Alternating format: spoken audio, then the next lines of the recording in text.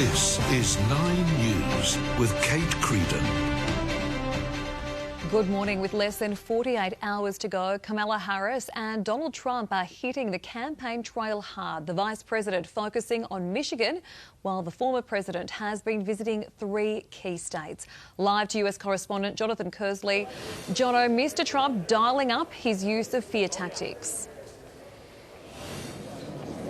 Yeah, absolutely. This has been a tale of 2 campaigns today. Kamala Harris spreading a message of faith, unity and hope, and Donald Trump insisting that he shouldn't have left the White House after the January 6th insurrection back in 2021 and seemed comfortable to suggest that journalists at his event should be shot. He really has been dialing up his rhetoric and accused of running a fairly dark closing argument as we get towards the final 48 hours of this campaign. In fact, 48 hours from now, the polls will have closed in Indiana and Kentucky and a couple of other states, and we will start to get an idea, perhaps, of just how this race is shaping. But with a couple of days to go of campaigning, Donald Trump has barnstormed 3 states, starting in Pennsylvania, heading to North Carolina, and then finally tonight wrapping up in Georgia.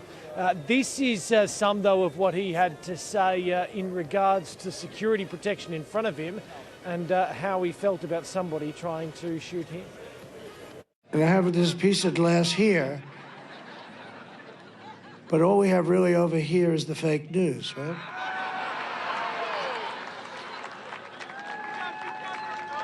And to get me, somebody would have to shoot through the fake news, and I don't mind that so much. Contrast that with what Kamala Harris was doing today, focusing solely on the state of Michigan, crucial to her in her fight to become President 47 and America's first female president, starting the day at a Black American church where she was pushing a message of faith, hope and unity, wanting Americans to be united. Also visiting a barbershop before making it here to Michigan State University in front of a crowd of thousands of students. And here's some of what she had to say. It all comes down to this. We are here together, this incredible mix of people from every background, every stage of life, under one roof together. And we are here together for many reasons, including because we love our country. We love our country. And just to give you an idea what a bit of a difference a couple of hours or so makes from political rally now back to college basketball stadium. But this race is still so incredibly tight. The last of the New York Times Siena polls out late last night US time actually shows just how close it is in these swing states. In most of them it is Kamala Harris ahead by a couple of points. Donald Trump is marginally ahead in Arizona, and then there's a couple of crucial states, including Pennsylvania, that is tied. Essentially, this race is a dead heat. So good luck trying to pick a winner. Perhaps 48 hours from now we might start to get an idea of just which way America has voted. Kate? It's going to be an interesting couple of days. Jonathan Kersley, thank you. Labor's first re-election pitch to slash university debts is copying some criticism from the coalition, as a new poll shows cost of living remains the top concern for Australians. Claudia Vodoljak has more from Canberra. Claudia, there's some less than ideal trends for both leaders. Yeah, there is, Kate. The survey suggests voters think the Prime Minister is weak and the opposition leader untrustworthy. As for the top pick to lead our nation, Anthony Albanese remains preferred PM over Peter Dutton. But on primary votes, Labor is behind the coalition. Now, politicians have returned to the capital this morning for the third last sitting week of the year, and already the federal government is attempting to win over more voters, in particular younger Australians. The PM firing the starting gun on his re-election campaign with a pitch to cut university debts by 20%. And today he's selling another promise to continue 100,000 fee-free TAFE places, seizing on cost of living concerns to shift the spotlight away from scrutiny over his Qantas perks. But the opposition claims the plan to help struggling students only spells money troubles. It's not just the rally. I think this is the beginning of the election campaign. This Prime Minister is now spending freely, but ultimately we're going to run out of your money. So actually wiping this debt and increasing the threshold provides real cost of living relief, but also supports people into the future. This is really important. There needs to be a focus on cost of living rather than when and where politicians fly. Now, despite turning the focus to financial relief for those doing it tough, the Prime Minister will likely face coalition questions today over his Qantas flight freebies. And Kate, his department is also expected to front a committee a little later on. Claudia Vidal-Jack, thank you. The search has resumed for a boy who was swept out to sea on the New South Wales Central Coast. Erin Ramsey has the details. Police, divers, surf, life-saving volunteers, marine rescue and even locals are right now scouring the shoreline of the entrance after an 11-year-old boy was dragged from the channel out to sea around 5 p.m. yesterday. The boy was visiting the popular tourist spot from Sydney with his family. Police say he was fishing in the channel with his 43-year-old father and 3 younger brothers aged 3, 9 and 7. As they were all walking back across the water, the eldest son was then swept under. The dad had a little baby in his arms and the little boy looked like he was struggling, so he turned past the baby and then turned back and the little boy was gone. I heard him screaming on the beach. My heart broke, you know. I have no words for it, you know. I couldn't comprehend losing someone like that. It sparked a frantic air, land and water search. Crews deploying dye into the water to track the current. And as the sun went down, the formal search was scaled back, but that didn't stop the boy's family and locals assisting throughout the night. We thought we'd come down and help, just search, and we were out till about 12:15 last night. And we had the torches out and stuff. The family was out. Police boats, divers and lifeguards on jet skis returned from 8 this morning with the Westpac chopper overhead as the search efforts resumed. The family are very distraught. They're being well supported by our family liaison officer, chaplains, and we'll assist them as much as we can moving forward. Police say the family does not speak English, prompting calls from locals for council to install better signage in different languages. 6 teenagers have been arrested in Melbourne after an early morning police chase came to a dramatic end. Officers were forced to use spike strips, shredding the tyres of a stolen Porsche seen driving erratically along the Monash freeway. The car was stolen a week ago with no charges laid so far. A body has been located after flames tore through a brick home in Melbourne's southeast. As Gillian Lantouris reports, an off-duty firefighter tried to save the resident. This is the second fatal house fire in Melbourne in less than 24 hours. Flames took hold of the Frankston South home around 6:30 last night. An off-duty CFA volunteer noticed thick smoke coming from the Goldborough Court property and trying to get the resident out of the house. Just literally driving up the local streets and saw the smoke, and that's what brought him over. I think somebody else had alerted fireys, but he was the first on scene to actually really try and do something. I've never seen a fire like that intense before. Yeah, it was terrifying. Sadly, the body of a man who hasn't been formally identified was discovered inside. Being such a quiet court and seeing the same faces every day, knowing that that's happened is really sad. Firefighters worked to contain the blaze and prevent it from spreading to neighbouring houses, but the home is destroyed. You walk anywhere near it and it was certainly as hot as hell up at the front. It happens so quickly. 9 News has been told the resident was quiet and lived there for around 4 years. Police are still trying to work out exactly how the fire started. Yesterday morning, another man believed to be in his 30s was killed when his home in St Albans caught fire. Arson chemists and specialist investigators are still here on scene trying to piece together exactly what happened here and how this tragedy unfolded. Hundreds of Queensland commuters across Brisbane's North and Moreton Bay have been left stranded this morning amid lengthy train delays.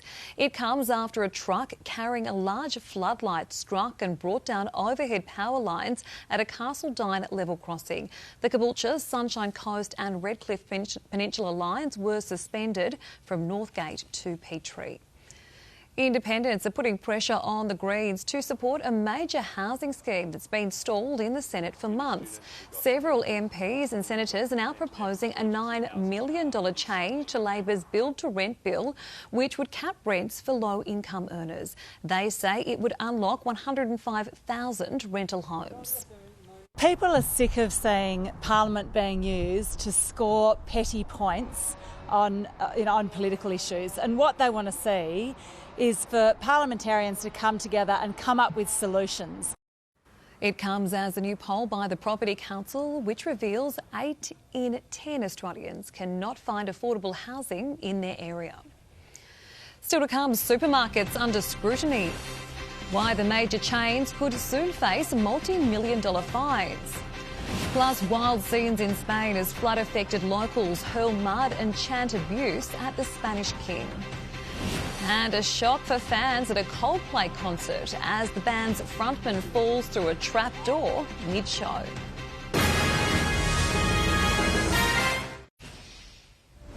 Coles and Woolworths could face million-dollar fines under a coalition bid to crack down on the supermarket duopoly.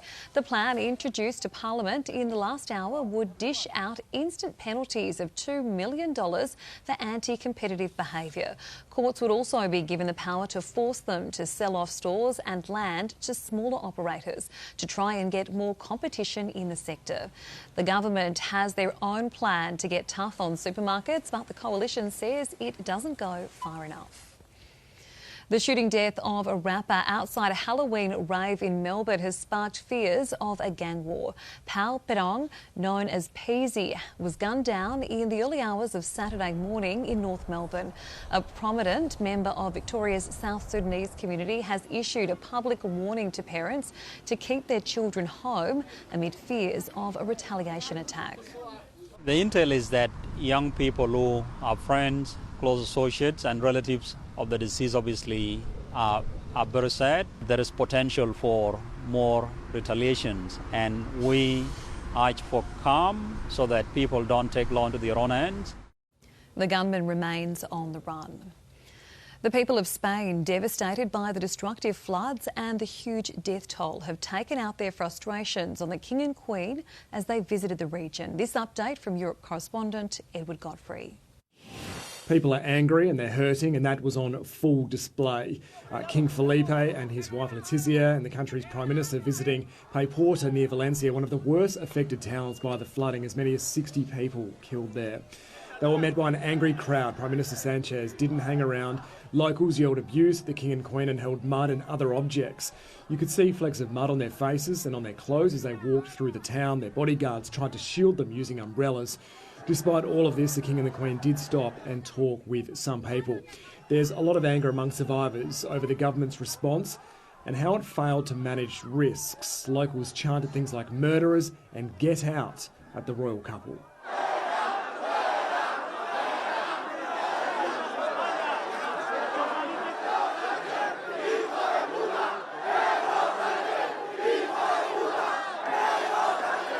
At least 217 people are confirmed now to have been killed by the flooding, more than a year's worth of rain falling within hours. Huge cleanup efforts are underway and thousands of homes in the affected region are still without power. It's Europe's worst flood disaster in a single country in more than 50 years, and sadly the death toll is still expected to rise. 3 people have been killed in an Israeli airstrike on an apartment building in the southern Lebanese city of Sidon. 9 others were injured in the attack. It's the 3rd time the area has been targeted in the past 2 weeks. No evacuation order was issued by the IDF before the strike. He was the main character in the US TV series Dawson's Creek from the late 1990s, and James Van Der Beek, who played Dawson Leary, has announced he has colorectal cancer. The 47-year-old says he's been taking steps to resolve it, adding, "There's a reason for optimism and I'm feeling good." Still to come on Nine's Morning News, witnesses capture the terrifying moment a stolen ute slams into a storefront and the chaos that unfolds as police step in. Plus, Hollywood stars bring a touch of magic to the real-life Land of Oz as Wicked premieres Down Under. And in sports, some of Melbourne Cup's runners take chilling out to the next level ahead of the race that stops the nation.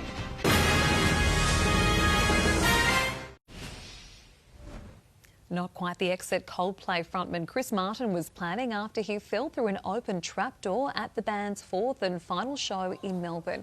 Fans left in shock as the singer fell through the stage while reading out signs in the crowd.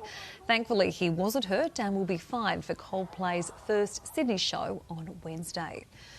A ute has hit a police horse before smashing into a shop front in Canada. Vision capturing it all unfold in Toronto, with the alleged driver seen sprinting from officers after the stolen vehicle comes to a halt. Police charged a man and woman with a string of offences. Sports news now, and some Melbourne Cup runners have taken a dip at Altona Beach in Melbourne's west ahead of tomorrow's famous race. Among them, the Chris Waller-trained Buckaroo, Gay Waterhouse's Just Fine, and this year's Geelong Cup winner, One Smooth Operator. Well, there you go, we've got another 24 hours, but yeah, you know, obviously the media is second favourite now, which is considering like it was 101 a couple of weeks ago. It's unbelievable, really. Tomorrow's Melbourne Cup coverage begins at 10 a.m. Eastern Daylight Time, live here on 9. Kangaroo star Zach Lomax has issued a passionate defence of Australian teammate Ben Hunt, slamming their former Dragons coach Shane Flanagan for publicly criticising the veteran hooker. If anyone's going to go at Benny Hunt and his character, he's so far off. I mean, he's the ultimate professional. He goes about his business so good, and you know, to go at his character and the way he goes about his footy, and he's probably going to play 400 games. He's probably going to be the second person to ever play 400 games. He just wants to go and win, and he obviously doesn't feel at the moment that he's going to be able to do that at the Dragons. Hunt is looking for a new club after mutually agreeing to part ways with the Dragons last week. His contract extension keeping him in Bondi until at least the end of 2027.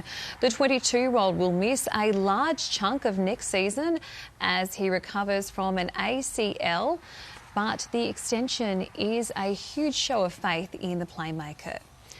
New Zealand has made cricket history. The Black Caps clean sweeping India in India for a first time in a 3-test series. The Kiwis won the third test in Mumbai by 25 runs, bowling out the home side for 121. India now heads to Australia for a 5-test series, while New Zealand begin their white ball tour of Sri Lanka. Ange Postecoglou's Tottenham have come. Chelsea scored midway through the second half at Old Trafford to earn a 1-1 draw with Manchester United. And Max Verstappen has extended his championship lead in a dramatic series at Sao Paulo, winning the Brazilian F1 Grand Prix despite starting from 17th.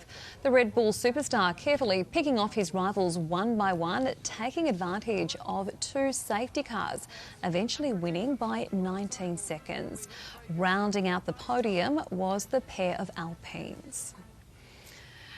And the Land of Oz has come to the Land of Oz. Sydney playing host to the world premiere of the highly anticipated Wicked film overnight. Hundreds of fans waiting for more than 30 hours to get a front row seat, with pop star Ariana Grande among the list of celebrities taking to the Yellow Brick Road.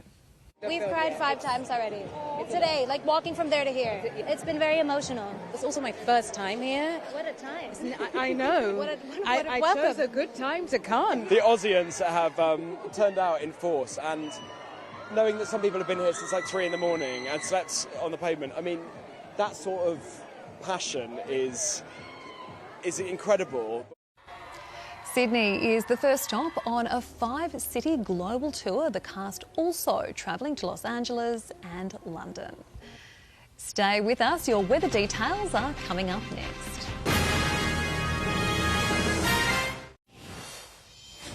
Taking a look at the national weather forecast now around the country today. A bit of cloud about in Brisbane, 30 degrees. Showers developing in Sydney, 22, 26 and partly cloudy in Canberra. Mostly cloudy in Melbourne, 20. Cloudy in Hobart too, 19. Adelaide cloud clearing, 23. Mostly sunny in Perth, 23. And Darwin also looking mostly sunny, a top of 34 there. And that is Nine's morning news. We'll be back at 4 p.m. with your afternoon news. I'm Kate Creedon. Thanks for your company. See you soon.